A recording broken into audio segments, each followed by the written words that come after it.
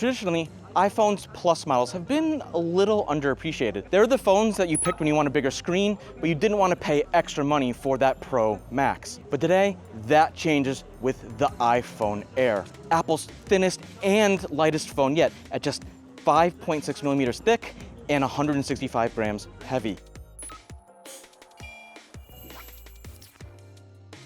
You gotta touch it to believe it, but this thing is a thing of beauty. It also has a more durable titanium frame. It has a larger 6.5-inch display with ProMotion, so you get that silky 120 hertz refresh rate when you need it. And when you combine that with a new A19 Pro chip, Apple is talking some serious big increases in power efficiency. Now that's really important because, as you can see, this thing is super thin, so there isn't a ton of room for battery. In fact, Apple is even making the iPhone Air eSIM only worldwide because, hey, if you get rid of that regular SIM support, you can make the battery pack just that much bigger, which is going to be really important on a phone this thin. And as we saw in the keynote, they even kind of showed it off with a new super sleek MagSafe battery pack. Now that leaves one question: is how is the battery life going to be in the real world? That's something we're going to have to test a little bit more once we get some review units. I really want to say this is a really interesting phone because they've taken the Plus model and making the most sleek and stylish iPhone they've ever made.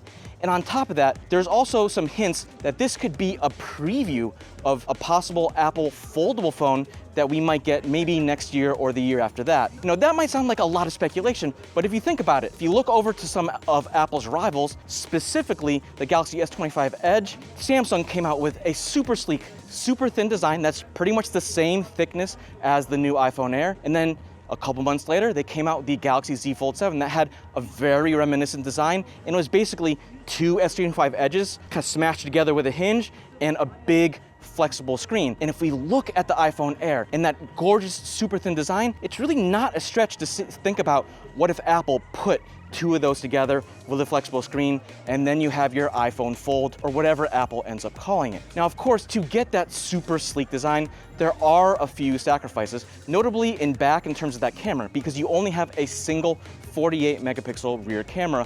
And while the image quality is certainly very, very nice, I'm not sure that it's really worth the trade-off, especially considering the base iPhone still gets two cameras, to get a single shooter on the iPhone Air. So you do have some additional capabilities. It is a fusion camera, so they're kind of adding a bunch of capabilities of what used to be multiple cameras into a single lens. But that's another one of those things that we're really gonna have to test to see if you can live with that single rear camera, or if you would really want to upgrade or even downgrade to a different iPhone model. Now that said, in front, I do really like Apple's new center stage selfie camera technique, which uses a square sensor instead of a more rectangular one. And that means you can seamlessly transition from portrait style shots to landscape shots. And there's even an auto mode if you don't want to manage it yourself. And so that's really nice, especially for social media photography. Furthermore, we can't not forget that the price has actually gone up, because now that the Plus model is gone, the iPhone Air starts at $999. That's up $100 from last year's iPhone 16 Plus. But the big picture